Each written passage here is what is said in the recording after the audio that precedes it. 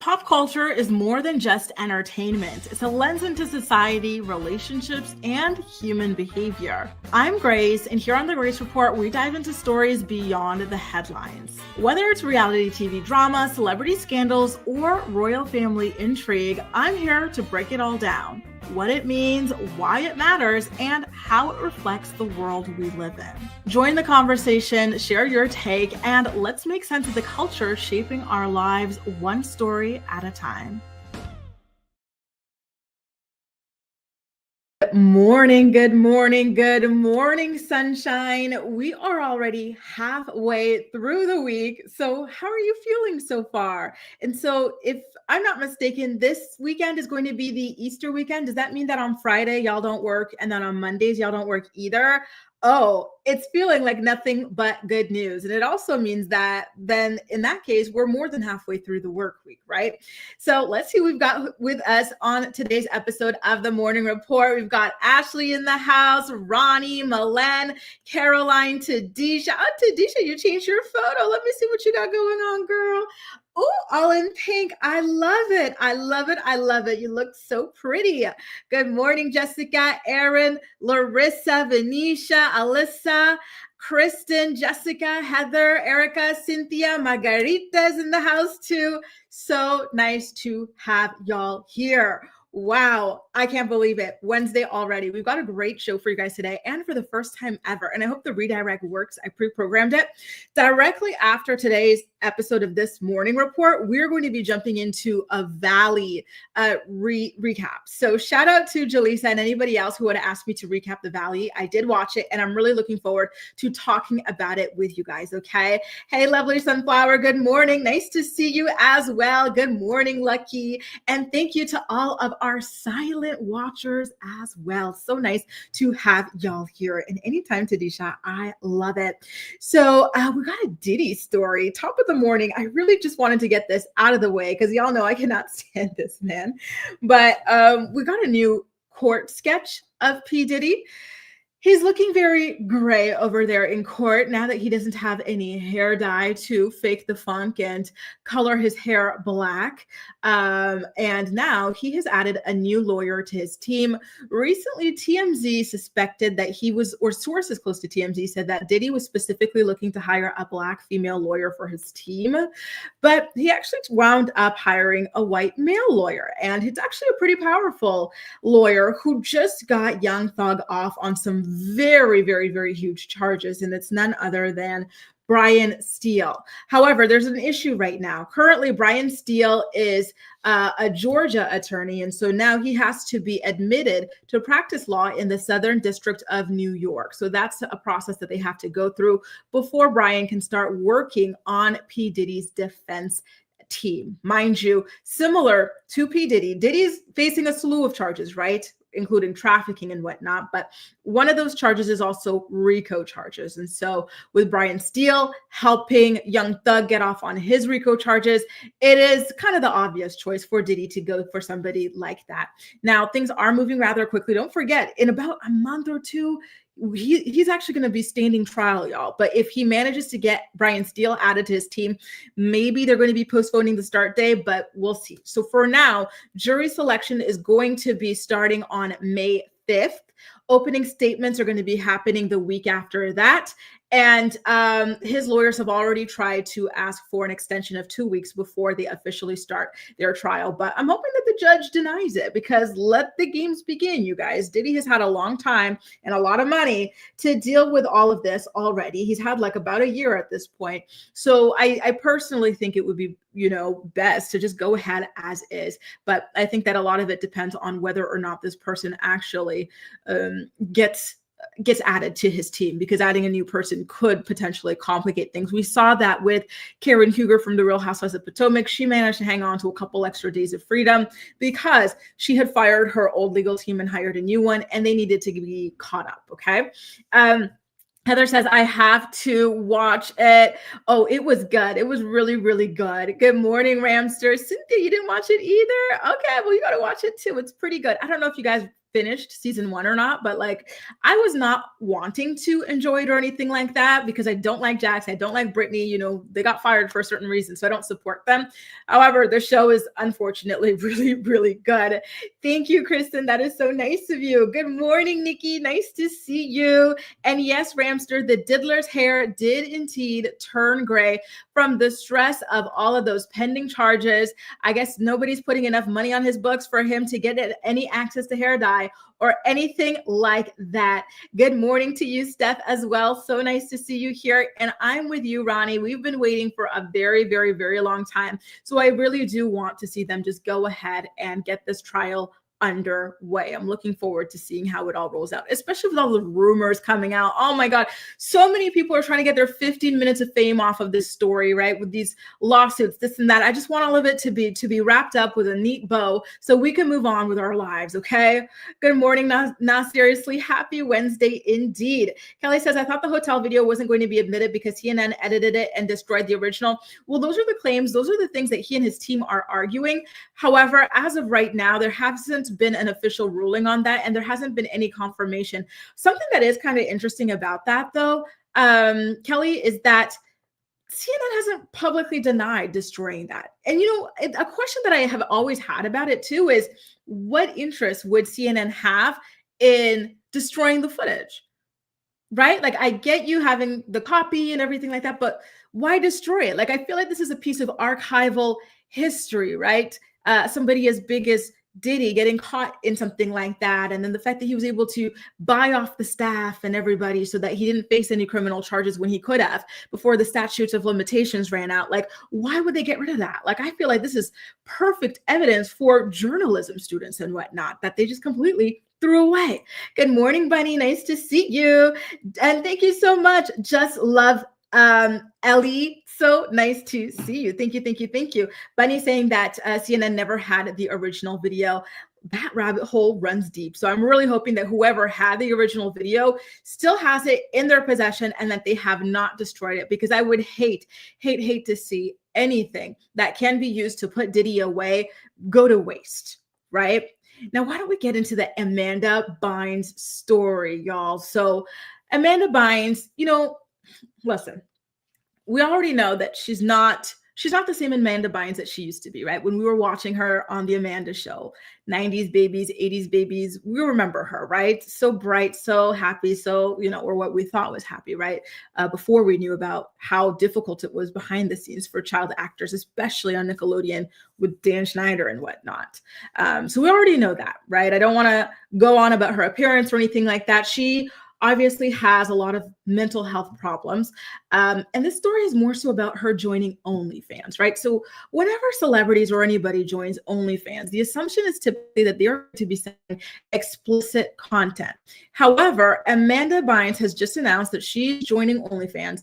And if you're a big Amanda Bynes fan and you've got $50 burning a hole in your pocket in this economy, and you don't want to spend it on explicit content, you can go ahead and spend it DMing with her on OnlyFans. She posted an announcement to her Instagram story with a caption that reads, and I quote, "I'm doing OnlyFans to chat with my fans through DMs.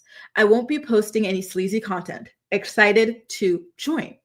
Listen, I think that there are probably still people who have this deep love for Amanda to the level where they want to interact with her as much as possible, right? And I still think that there are men who maybe had crushes on her in the past and, you know, they still want to talk to her like they're super fanboys of her, fangirls and whatnot.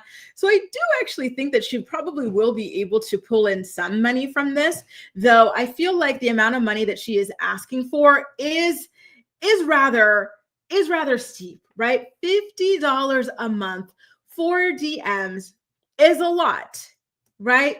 Like typically when people go on OnlyFans and they ask for money, they're not even asking for $50 a month and they're putting like everything out there, right? Like you're paying extras to get it sent to you in the DMs. So to have 50 a month as a baseline, that's interesting because typically on OnlyFans, you pay per message. So does that mean that like that feature is going to be unlocked and so you just get all these messages, unlimited messages because you're paying 50 a month? Does that mean that it's actually a savings at the end of the day? I don't know, but one thing I hope is that Amanda Bynes is doing okay. And so I hope that this is a successful thing for her. Anything that helps her do better in life and feel better and find herself in a better place, I am 1000% in support of. And I'm really happy that she's not doing anything explicit, again, because I don't think she's in the right state of mind, right? So the idea that somebody who's not of sound mind engaging in like pornography is very scary, right? And it feels very icky, right? So I'm happy that she's not doing something like that. Shout out to the people who are just joining us. We've got Crystal, Hamlet's Princess, East Awesome. Acacia is here as well. Good morning to y'all. East Awesome, I was about to put out a missing persons report for you. So I'm happy to see you back. East Awesome says, why did it take Drew Sidora 6 episodes to have an honest moment on RHOA? Ralph is an a-hole. Listen, and then she lost it again, because what did she do later on in the episode? She lied about being cousins with Michael Jordan. So she can never be honest for long, right? Drew and Mia, I think Mia might be her real cousin and not Michael Jordan. Malen says, Amanda was my favorite actress when I was young. I loved her so much too. I loved the Amanda Show. I loved Raven Simone. I loved Mary-Kate and Ashley. I loved Lindsay Lohan. And for some reason, I didn't even have Nickelodeon, but I really liked Emma Roberts and her show Unfabulous. Like I would have to and we didn't really have like YouTube at the time. We had like LimeWire and whatnot. So I used to be like Dexter in the laboratory trying to find episodes of Unfabulous, because in my gossip magazines, they were so excited about Julia Roberts' niece joining Hollywood. And I didn't even know who Julia Roberts was, but I was like, oh, wow, cool. And so I tried to get into all her content and whatnot. Oh God, memories. I'm really sad to see the way that things turned out for Amanda. And I hope that she finds a really strong community of people there who uplift her more than anything. Ramser says, now that's a woman, former child star. I feel very sorry for. Look at her. And I agree with you. It is just devastating what Hollywood does to these young children. Amanda Bynes, Gary Coleman, Justin Bieber, the list really goes on. I feel like there are more people that I'm not even naming here. There are just so many people who have been destroyed by the Hollywood machine, and it's just devastating. Isn't Corey Feldman one of them as well? Just so many hearts broken, so much innocence lost. And it's really, really devastating to even think about. And I feel sick for all of these people. Oh, we got Ashley. We've got Allie here as well. Hey guys, nice to see y'all. Happy Wednesday. Allie says she wouldn't pay a penny. Listen, me neither. But I do think that she has at least a little handful of people who are super, super, super fans who are going to be, paying the money. Do I think it's even going to be 100 people? No, most likely not. But I hope that she feels the support from however many people she has over there. And that's what I'm thinking too, Malen. It's a lot of money. I feel like if she were charging less like the other people, and again, there are people who are charging less and they're giving you more. Look at this, Luce, right? Denise Richards is only $7. And she's getting nude on there. I don't know if she's going full nude, but she's getting suggestive with it, right? And every time I think about Denise Richards on OnlyFans, I think about Erica from the Real Housewives of Beverly Hills. Who's more profitable on OnlyFans, you or Sammy? The fact that Denise jumped in after her daughter is crazy. I always thought Denise had so much, because I used to watch, I don't know why, there's so many random shows I used to watch. I used to watch all the Tori Spelling shows on the E! Network. I used to watch Denise Richards' reality show, and I didn't even know who this woman was. But they were talking, her house was so big and beautiful. She had kids by Charlie Sheen. I was hearing about how much she was making off of child support. Then on top of that, she's got her own career. I'm so shocked that she has to go the OnlyFans route. But listen, apparently she's making $2+ million per month on there, aka over $24 million a year. So on one hand, I kind of get it. But on the other hand, why don't these people invest properly? The millions that she's had for decades, you would think that this wouldn't even be something that would cross her mind. But hey, what can I say? And same here, Tadisha. I loved it. All the different segments and everything. And Nickelodeon, they used to have these websites. Did you guys used to do that too? The Disney websites and the Nickelodeon websites? I used to go on those things and play the games or this or that, for the Amanda Show or for That's So Raven. And I think there were some other shows that I was really into as well on those little websites. Sorry, not me choking on my own spit. Ew. Lucky says, I think she should charge more to be on more. That's per month. That's not even a one-time interaction. Oh my God. And she's not going nude. She's just talking to people. $50 a month isn't enough. Lucky. You know what? In the spirit of Lucky's comment for you guys, picture your favorite celebrity of all time, right? Of all time, right? Would you pay $50 for unlimited text with them? So I'm thinking, for example, as like a member of the Beehive, would I pay $50 a month for unlimited text with Beyonce? I don't know. I love her so much, but I would be thinking, but here's the thing, like my fave, she's booked and busy, right? So I would be thinking that she's farming it out to someone. And I'm like here thinking I'm talking to her, but I'm talking to an assistant, you know what I mean? And then what do you even talk about with these people since you don't know them?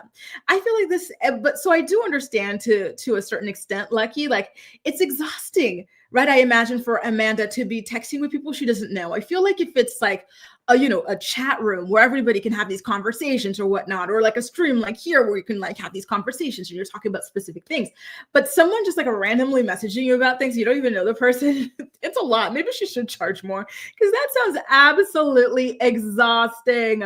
Acacia too is sad about what happened to Amanda. You just know she had trauma in her younger years. Exactly. It is just so damn sad what happens to those children in Hollywood, and the fact that the parents are still pushing these children into it.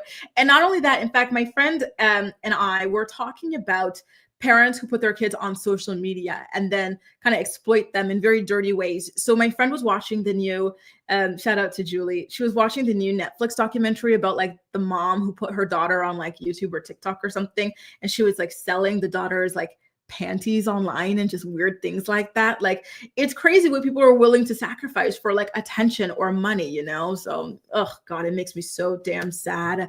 And same here, Nikki. I used to only like begrudgingly take a peek at Lizzie McGuire every now and again. And you know what? Ironically enough, I would play the Lizzie McGuire video game, or not the video game, but the online game on the internet, despite not really watching the show. And I loved her friend Miranda. But because I was so diehard for Lindsay, I couldn't like Hillary.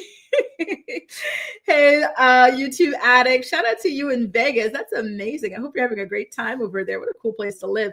East Awesome says, I've been going through a security clearance process for a job. They call me in without my cell phone and treat me waste hours of my time. Damn it, I'm sorry. Gosh, that sucks. I'm so sorry to hear that. I really hope that the next one turns out well, because yeah, it really sucks to go through all of that just to find out at the end of the day that they just wasted your time and money. Damn it. Good morning, Gwen. Nice to see you. And I see Patty LaBelle here too. Good morning, Patty. Tadisha says, Hilary Duff was also my girl growing up. Lizzie McGuire was my fave Disney Channel show. Other than that, So Raven, it was so popular.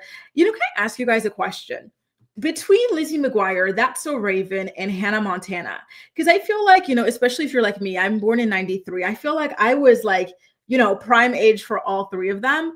Like, what do you think was like the biggest one of all of them? I know that That's So Raven, I believe that it got the most seasons out of all of them. So I think that was the most popular one.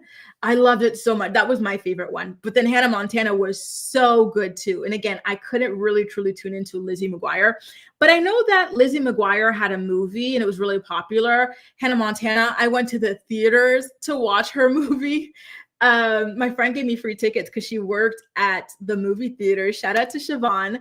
And then That's So Raven didn't get a damn movie. I was so disappointed about that. And it was so popular. Hey, hold my foot. So nice to see you, boo. Ali says, I used to know all of Amanda's lines for She's the Man. Oh, I wanted to watch that too, but I never got to see that movie. Oh, Lord have mercy. Coconut Cult says $50 is a lot. It truly, truly is. And Lynn Degrassi was so good too. I was obsessed with Degrassi as well. You know what's so funny? Because I tell you guys all the time, I really like Reddit. I'm on like the Reddit thing for Degrassi. Because I'm so nostalgic about it. That was a good show. That was like my first ever telenovela. Such a good show. And, I'm so proud of it as a Canadian. I see that someone else was talking about Crystal was talking about Wizards of Waverly Place. That's another good one too. Though I will say, you know what? I did like it. I did enjoy it. I will say I didn't like it as much as the others. However, I did like it nonetheless. And I thought that one of the guys on there was really good looking. But I think it was David Henry that I thought was really good looking. Tadisha says That's Raven was the biggest.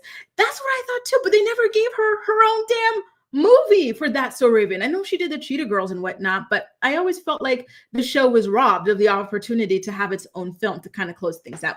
But listen, they're back. What is it? Oh yeah, they had the Corey in the house. I love that too, especially the little sister. She was so cute. And then they did, now Raven is back as an adult and whatnot. So you know what? I'm happy that they're still rolling with it.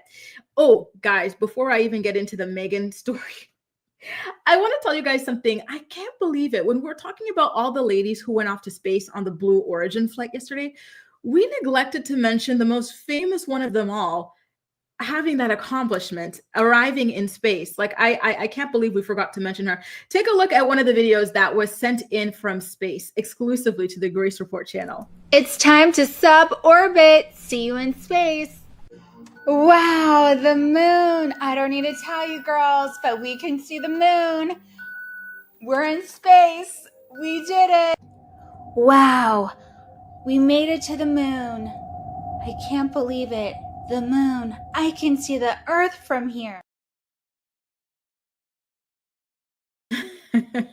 We did it, girls. We're in space. That has the same energy as we did it, Joe. Oh God. One thing about Farrah is she is in her own little world, and I just love that for her. That video was so funny to me. I just had to include it last minute in today's story. So she posted that on her Instagram page with a caption that reads, and I quote, "Wow, this may have been longer than the real suborbit ride." So she's making fun of them for making this huge like production out of only going to space for 10, 11 minutes, right? Without the roller coaster landing, but congratulations to a new normal of having fun in suborbit rides to look at space. Marketing and using quote unquote space for it has been the wildest thing in our economy and during our lifetime. Shout out to AI for saving me millions of dollars and making me look like I went up in a NASA. Did it really look like she went up in a NASA rocket? No. Touch the moon and look back at Earth. I feel like a trillionaire superstar and futuristic. Listen, I know that Farrah is a controversial figure, as she should be, but I just like this carefree energy that she is putting out there. Like, she is just so damn funny to me sometimes. So shout out to you, Farrah. Congratulations to you on your space expedition. Wow, that is absolutely incredible that you were able to go over there. And you know, when I was looking at her and hearing her kookiness, she reminded me so much of her mom, Deb's OG. She truly is like a carbon copy of Deb's. And it's just so crazy with the way that she like despises her and doesn't get along with her, right? Hey, Sheena. Sheena says, someone made a joke in a post I seen saying, this looks like a ride from Disney's Universal. And I can't unsee that now. Exactly. I'm happy that we're talking more and more about space, but you know, the 10-minute ride into space, Farrah's AI, like, oh my God. I thought that at this point, especially with, you know, people, you know, having been on the moon, what, in 1969, shout out to Even Stevens. Speaking of 90s shows that we loved, that was another one I was obsessed with. We went to the moon in 1969, not 1970, but the year suit. Yep, that one. You would think that having gone to the moon almost, you know, 80 years ago or something like that, we would be a little bit more far advanced at this point, but I digress. Lynn, she did not go anywhere. She was shooting that from her living room. You know, speaking of her living room, did we ever figure out what was really going on with her living situation? And I don't know her, Erica. Who's that? Because the last time we were talking, wasn't she like living in some kind of studio apartment with like her daughter, or like a 1-bedroom apartment or something like that? I'm really curious about what's been going on with her. Hold My Foot Joe says, I feel like if anyone is a space cadet, it's definitely Farrah. She's spacey in the brain, and that's about it with her. Denise says, that was funny, Farrah. She has her funny moments. I agree. You know, I hope that she's in a better place now. It really feels like she has found her stride, at least, you know, more than before. And so I hope that she stays in this kind of like mental space, because she truly has been through a lot. Love her or hate her, I think we can all admit that she's been traumatized. Some very weird, creepy, sick things probably happened in her family that led to her being the person that she is. And so, you know, whenever she can find moments of levity or happiness or whatever, I'm happy to see it. Ramster says Katy Perry was more obsessed with cameras than she was actually looking. Oh, her and that damn Daisy girl. We get it. Your daughter's named Daisy and you're holding a daisy. Bunny says it did look like a mission to Mars ride. At least as it was a waste of money. Damn, those space girls are just getting chewed up left, right, and center. Lucky says, that's how I remember the moon landing too. Even Steven's coming through. Exactly. That never left me either. Sheena says, not the Farrah version, but the actual real videos that were released. I'm very convinced.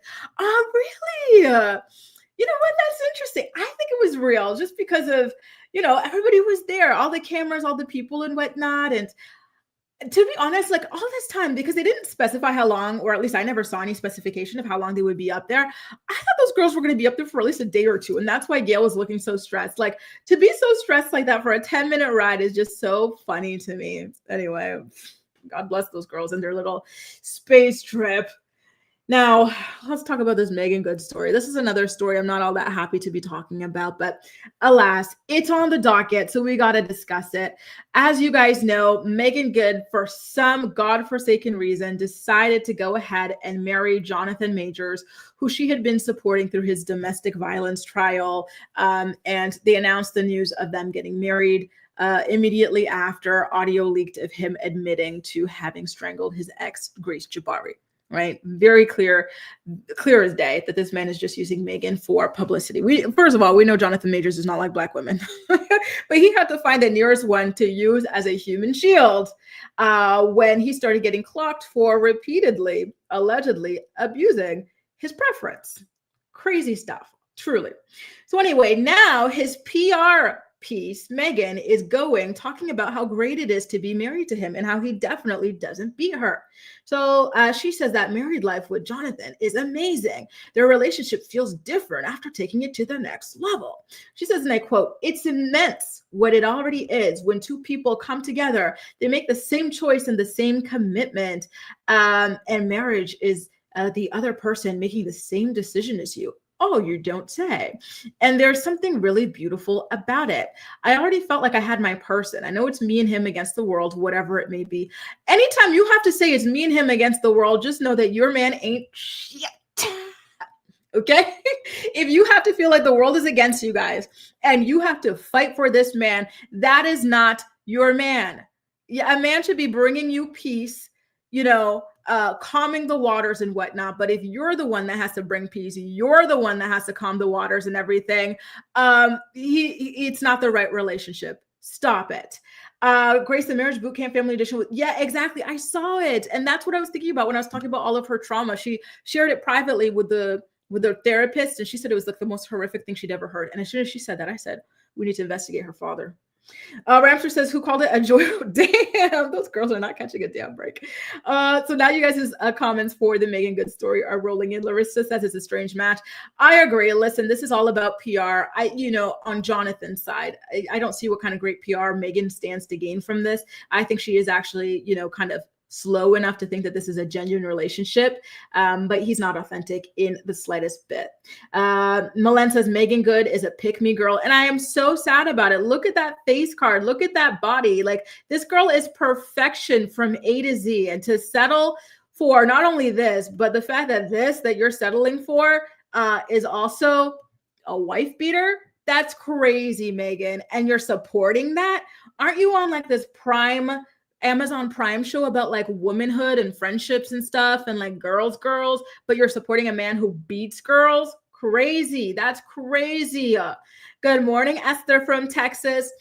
I'm not going to be back in the US for a long time, another several years. But when I go back to the US, and I've already visited the majority of it, Texas is on my list, specifically Houston. Are you from Houston? Do you guys have a statue of Beyonce that I could worship in Texas? I want to go to Texas. I want a Texas barbecue. I want to get a nice hat. I once saw a guy here next to the Louvre wearing a 10-gallon hat. And I said, never change, sir. That is it's not something you see every day. In my 5 years of living here, I've never seen that. And I was like, damn, that was cool. Ashley says, sigh, come on, Meagan. Tadisha says, I really don't understand Meagan Good going her entire career without any scandals, only to attach herself to Jonathan Majors during a scandal and then to marry him. Exactly. I don't get it either. And I'm so saddened. I have always loved Meagan Good. The first time I ever saw her was during Stomp the Yard. And like from that moment to this moment, I always thought she was one of the most beautiful, underrated beauties ever. right? And just, she always seemed like such a sweet girl and everything. I loved her marriage to the pastor. Like, she seemed like, really happy and content. I was sad when they broke up, but I was happy that they continued to speak highly about one another. But when she started doing this, I lost a lot of respect for her. I don't like women who can overlook a man being violent towards other women. We're all in this together, ladies, and so to me, a man who can do that to a woman should be an ick, and he should be written off. He should be socially like ostracized for the rest of his life. And so just the fact that she would get in there and then clean up his image for him. And I'm sorry, like, this guy doesn't even like black women. Like, why would you, like, what?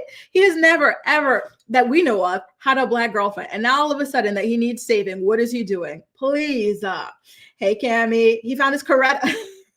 He found his Coretta after trying to find her within a Swedish woman. Lord, exactly. Like, why is there always a woman waiting in the cut to be the cleanup crew for a violent man? Like, it's so annoying. I thought this when Karrueche got with Chris too, in the midst of his Rihanna thing, that there was wall-to-wall coverage on that. There was no way you didn't know about that. And you're accompanying him into court to support him after he was doing that to another woman. Like, what is wrong with these people? It is crazy. Lucky blames their church for this. Meagan went to from a toxic pastor to an ABUSER. Lou says that doesn't sound right. I felt the same after getting married. Oh, are you trying to tell us something, Luz? Are you trying to tell us something? Your intuition was right. If so, and yes, Acacia, my Houston girlie. By the way, Acacia, I meant to ask you on your TikTok video, how do you measure a garden? Is it in square feet? Like, how big is your garden? Because every time I turn around, y'all, Acacia is Houston Rose Gardener on YouTube and TikTok. And every time I turn around, she's introducing me to a new plant, a new fruit, a new vegetable. I'm like, how big is this garden? Damn. Come to Colorado. I met a guy here in Paris who was from Colorado. And I was actually supposed to go to Colorado, but he was a stage 5 clinger. Like, he had texted me, and then I went away to Madeira. And so I didn't return his text until like after my trip, which was like a week after he had texted me. I was like, oh, sorry about that. I was on vacation. And he was so pissed off at me. I was like, oh, damn, I guess I'm not coming to Colorado. Damn, but maybe one day, because that's another one that seems cool. I think there's one other place that I think is really, that I haven't gone to, that I think is really cool, but I've lost it off the top of my head. Hey, Vanessa, we have a Selena statue. Oh, no way. Selena Quintanilla. Oh, that's amazing. Really, really cool. And this is from Houston too. Yes, I love that. I love that. Julie says Jonathan just seems boring too. Exactly. Oh my God. Like, he is so stuck like in the 60s or something with his like outfits and stuff. And you know what? This is very rude, but I'm going to say it anyway, because why should I be polite to a woman beater, right? He looks like he has bad breath. Every time I'm looking at this picture, I'm like, damn, I could smell his breath. But you know what? Maybe it was too rude.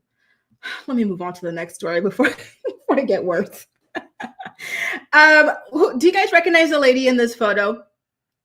Let me give you another look. You see less of her face, but maybe you recognize her body. This is none other than Larsa Pippen. She has got herself a new boo thing, and they were just photographed making, Miami. What a coincidence. Miami is the other place I want to go to. Although I heard it's kind of hard for certain girls like me in Miami, but I still want to check it out. It looks so beautiful. So Larsa Pippen, she's 50 years old, and she keeps herself a young tenderoni. She was with Marcus Jordan, who was very young, and now here she is with another young athlete. Well, Marcus Jordan was not even an athlete. His daddy was the athlete.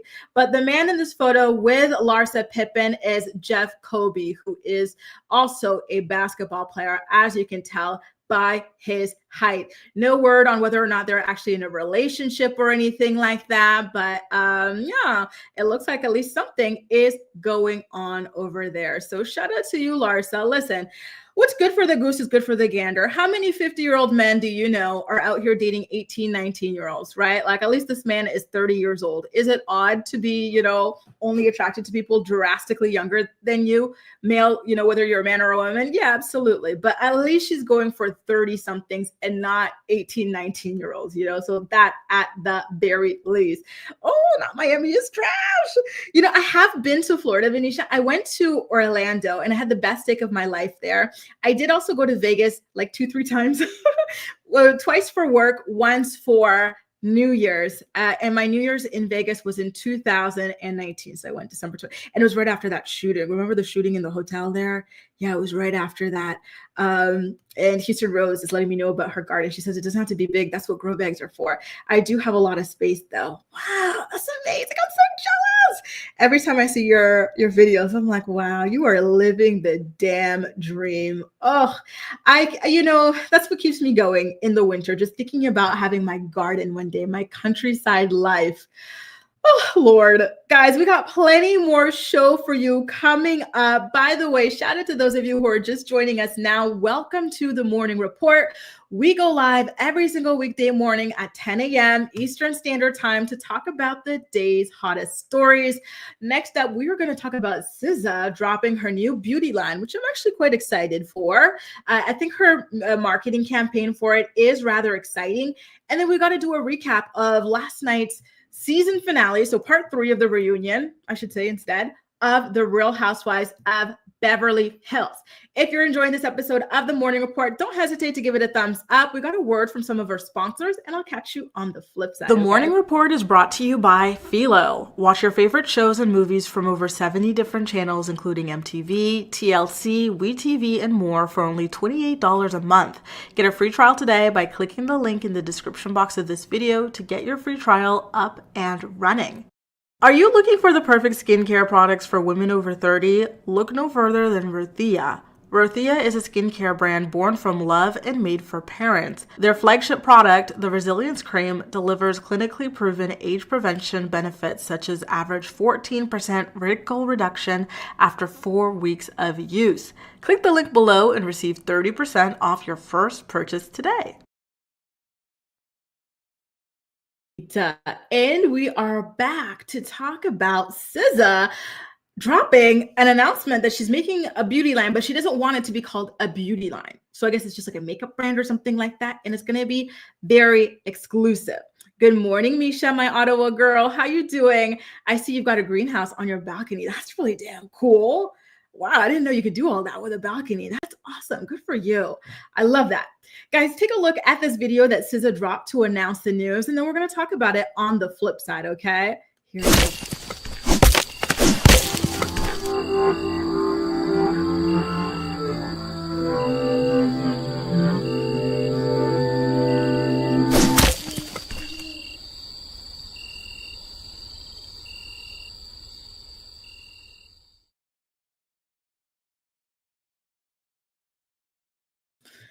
So there you go. It looks like for now, she's starting off with lipsticks. And although it is, I guess maybe she's not calling it a beauty line. I don't know if she's going to expand into, foundation, concealer, highlighter, blush, all that stuff. But for now, she doesn't want it to be called beauty, right? And I think that she's kind of poking fun at the fact that all the celebrity or many of the celebrity beauty brands out there have the name beauty in them, right? So the OG was what? Oh, I know Kylie Jenner was the first to drop one. What was her thing called? Kylie Cosmetics. Okay, so she's out of this. She had cosmetics. And then Rihanna dropped Fenty Beauty.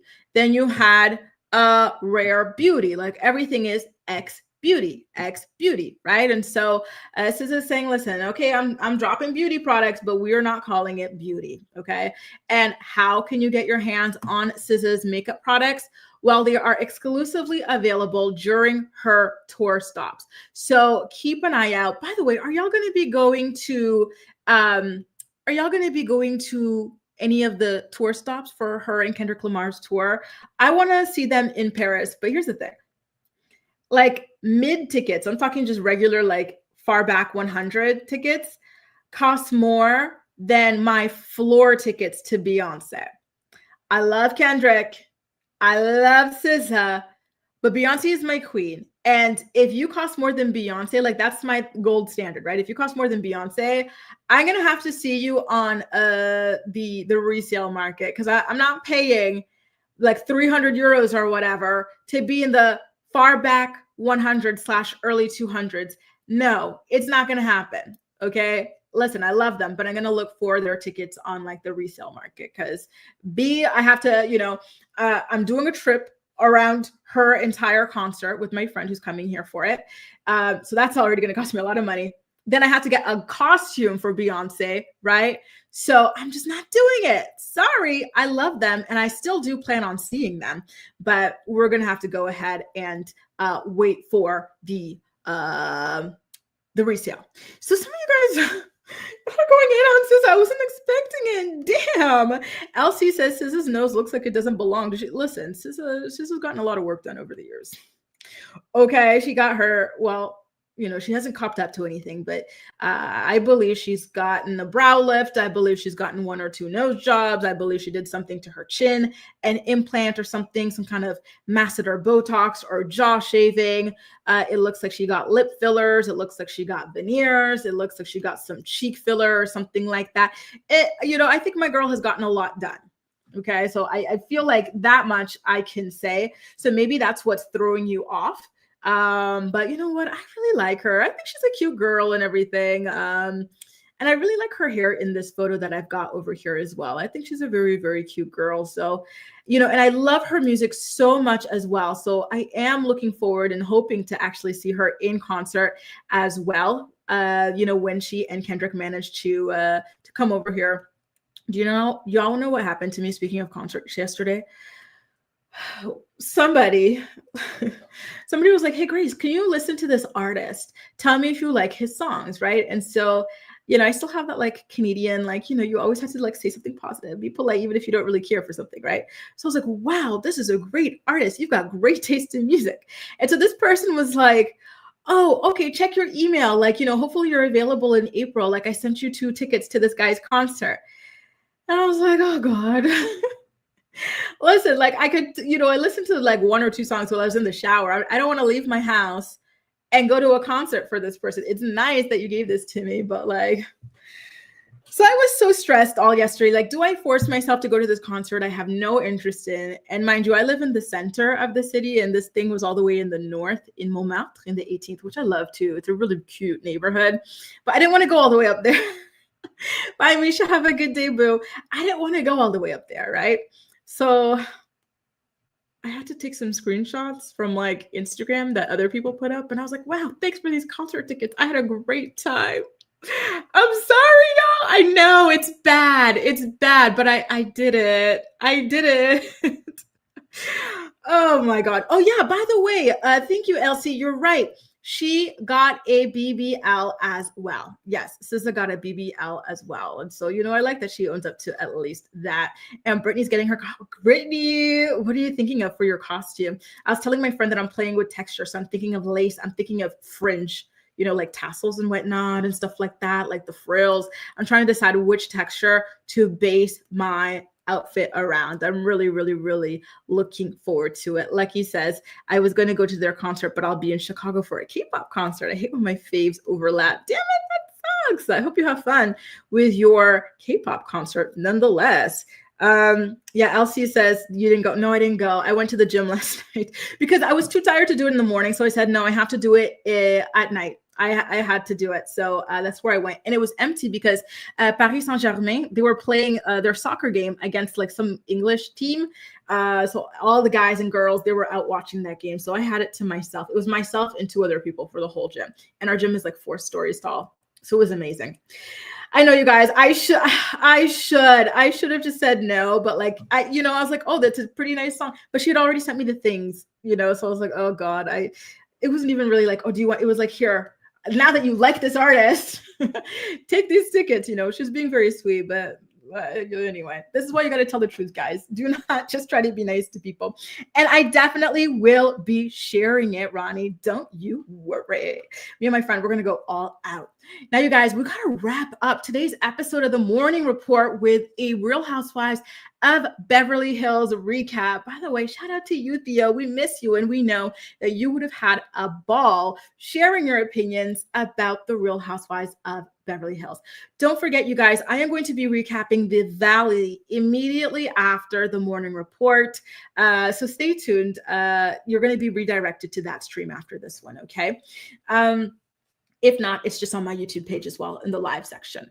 So did y'all tune in to last night's episode of The Real Housewives of Beverly Hills just to wrap everything up with part 3 of the reunion? Because it started off rather tense. We already know that Garcelle was upset over the ambush that she experienced.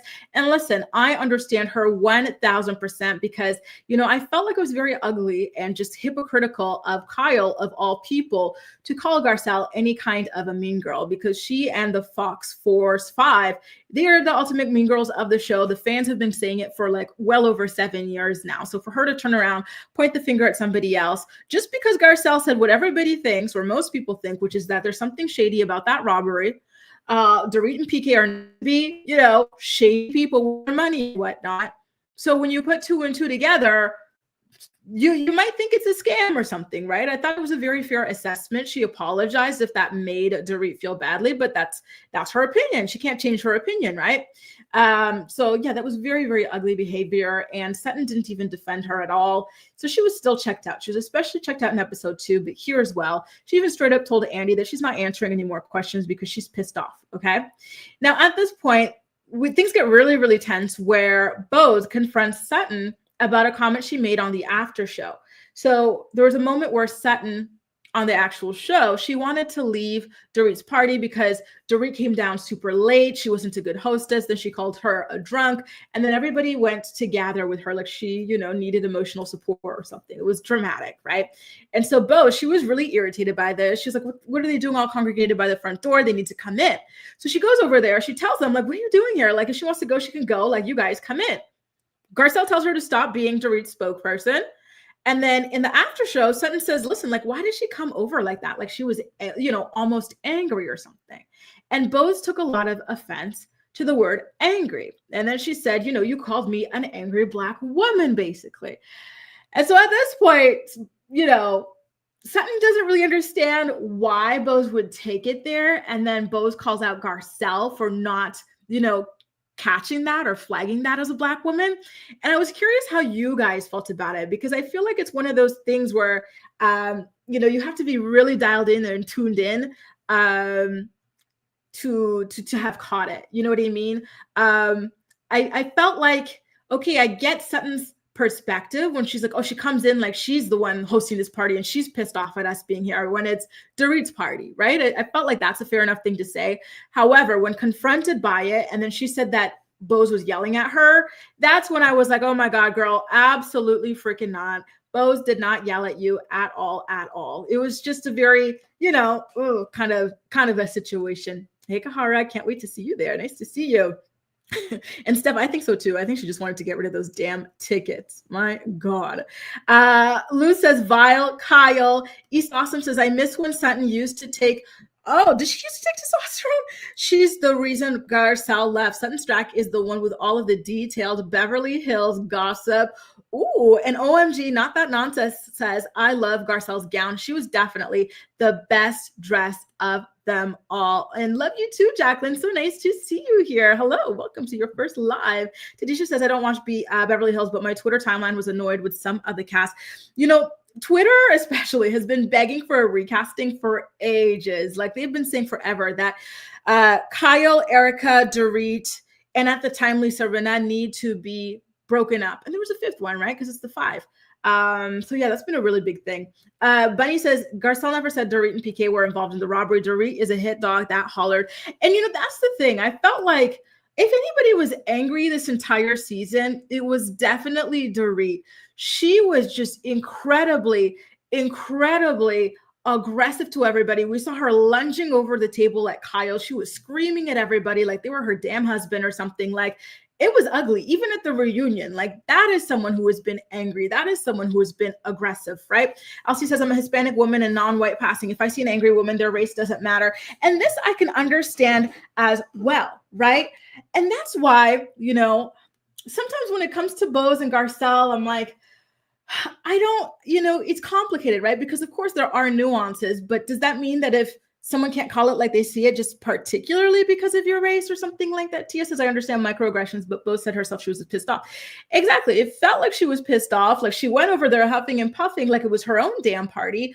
So To me, the only thing that Sutton did wrong was to say that she was yelling. That's not true. Bose did not yell, but she was weirdly, involved or emotionally charged, if you want to. That's the thing. I don't like when people force you to get into like semantics or whatnot. Okay. If you don't like this, what is a synonym for the same thing I can use, So she has to say, okay, at this point, you went there emotionally charged then at that point, if that makes you feel more comfortable. But to me, it did feel, and we did see Bose say that as well. Somebody else pointed out, Tia said that, that Bose was indeed pissed off. And she seemed pissed off. Her demeanor was like irritated with the girls, which to me is understandable. Sutton is like pushing 60. Why does she need a group of all of you other ladies who are also, this old, grown, able to stand on your own? Why does she need all of you guys congregating against her? I think she could have owned it and said, yeah, I was pissed off that all you grown ass ladies were coddling this one like she's a child, right? Instead of taking it to that level.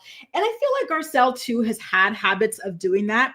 I think there was one thing that kind of irritated me about Garcelle when it came to these sorts of things, which was when Kyle called her out. Remember, and this is the COVID era, when she had made like a pledge to do some kind of charity donation, and then she didn't do it. And then Kyle called her out on camera.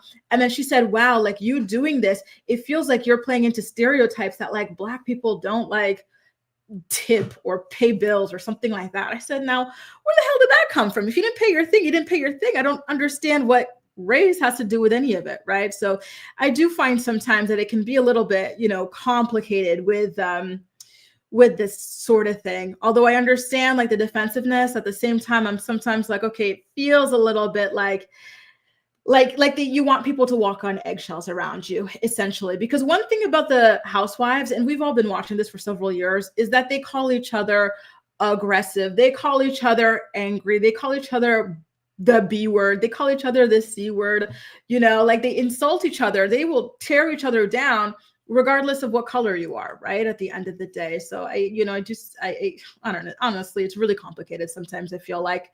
And again, I really feel like if, anybody has been aggressive, if anybody has been angry all season, it has been Dorit out of all of them. And I really needed her to calm down because it was getting just to be too damn much by the third part of the reunion. Now, there was this moment where we talked about Sutton's mother, Reba. And they were talking about how like kind of like a hard ass she is or whatever. But something that was interesting to me was that they never brought up that the audience thought she was racist. And so I'm kind of curious how y'all felt about that, because I know for sure that they knew that that was the general perception of her.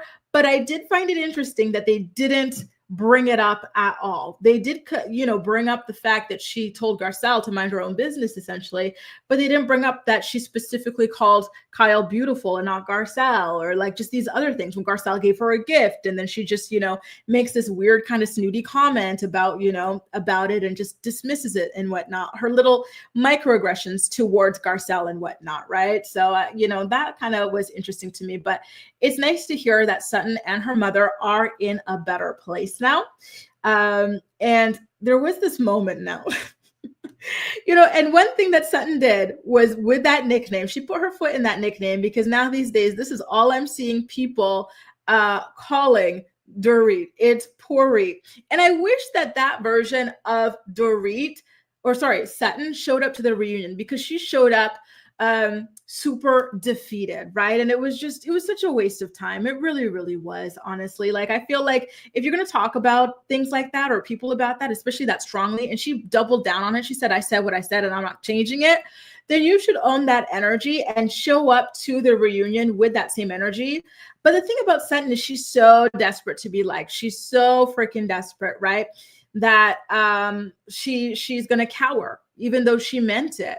Right. And so I found that to be very, very disappointing on her end. She couldn't even stick up for her best friend, let alone herself. And so that's the thing. I can't stand when a housewife is a reunion flop. And I agree, Lucky. Like, it felt like Dorit was taking out everything that she had against her husband on everybody else. And it was just too damn much. It really, really was. Honestly, I was just so tired of her.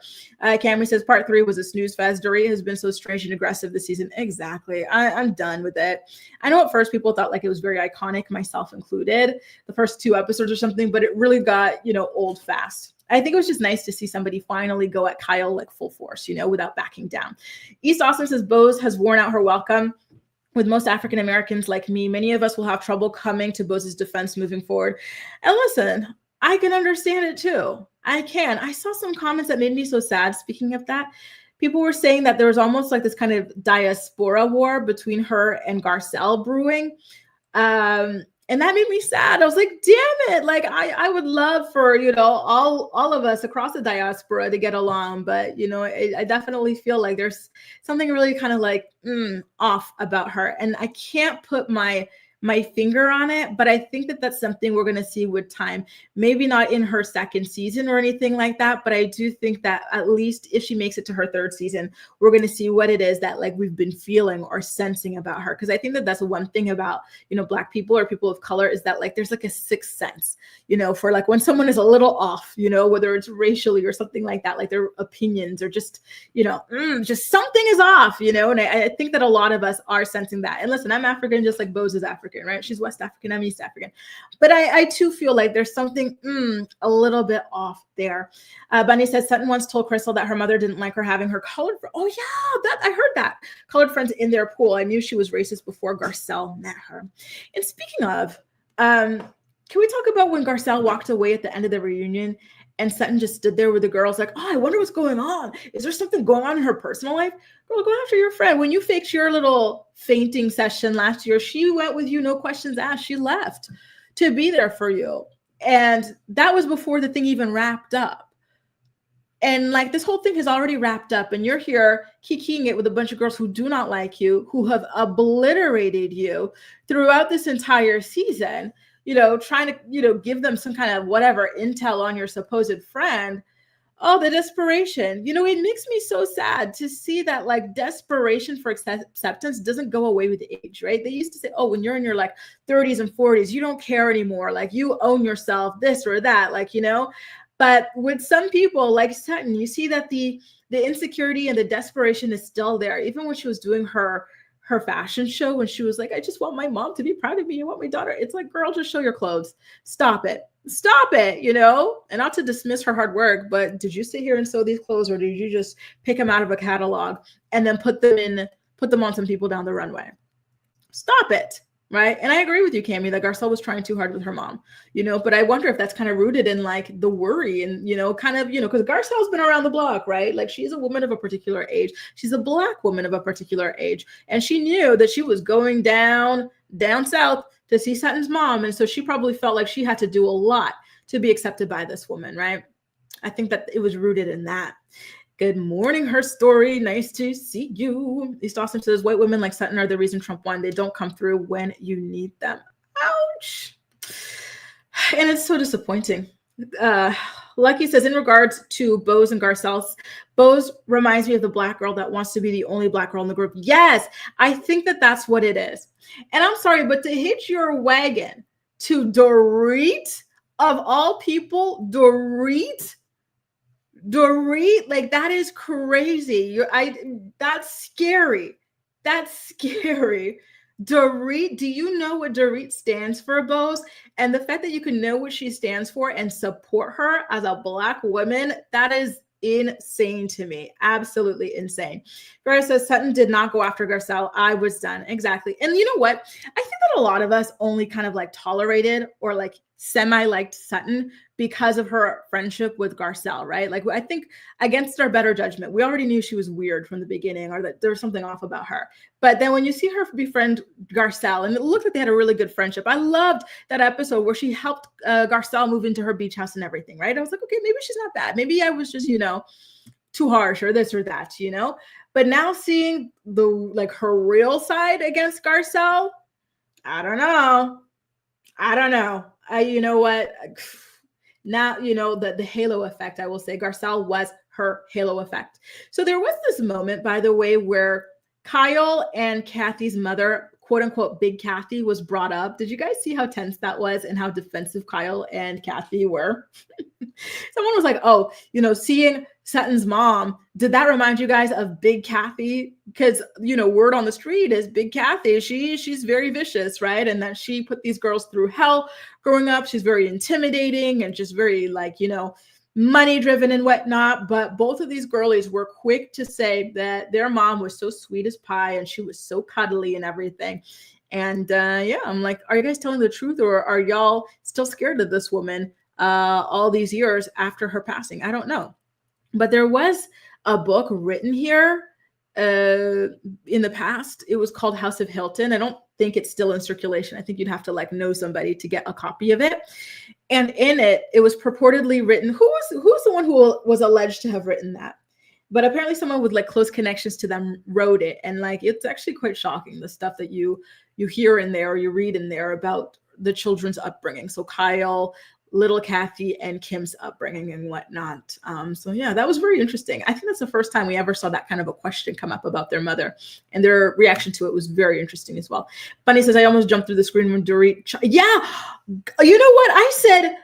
You know what, Dorit, you are so punchable. When she was like, that's not professional, Garcelle. You lunging at your coworkers, Dorit, is not professional. You and all the other little nasty things you've said about people is not professional. Stop it. Oh my God. I felt the same way, Bunny. I said, oh my God, you are she's somebody who knows how to, and this is why I think her husband hates her. She's somebody who knows how to get under your skin. When you're already feeling at your wit's end and you're feeling terrible, this is somebody that's purposely going to pick at you, hoping for a reaction. And if they get it, they're going to go and cry victim. Oh my God, that's what I would have gone nuts. I would have gone nuclear. I would have been seeing red on that girl. Oh my God, she's just so nasty. I cannot stand her at all. And I agree with you, Cammie. That's the problem with Sutton. She wants to be a part of this group. This group doesn't like you, Sutton. They don't like you. And you know what? I'm going to go a step further and say, I think that Dorit and Erica have a particular disdain for the fact that this girl, who they do not find to be as beautiful as they are, managed to score the biggest catch of them all. She's not drowning in lawsuits like Erica. She's not facing foreclosure like Dorit. And, remember those comments why didn't Sutton do it? But here's the thing, when Sutton said was rude too, and it's not even true. How many girls do you see trying to do plastic surgery here, there, everywhere, and they're still not cute? You have to have a good base to start with. So even if she did get some work done, you got to give credit where credit's due. And I do think that that's the case, Luce. Like he says, Big Kathy was crazy. The more I learn about her, the more I understand why Kyle and Kathy are the way that they are. And the way that they jumped to her defense was very, very interesting to me as well. It wasn't a genuine, it's oh, we got a PR strategy here. We got our talking points and we are sticking to it.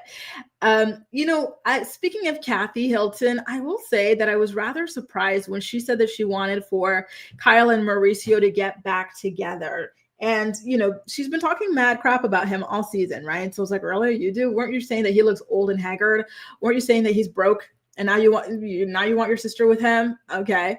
And she says it's basically, she just doesn't like change. She wants them to stay together. They've been together for 30 years. And so she just wants it to stay that way. And you know what?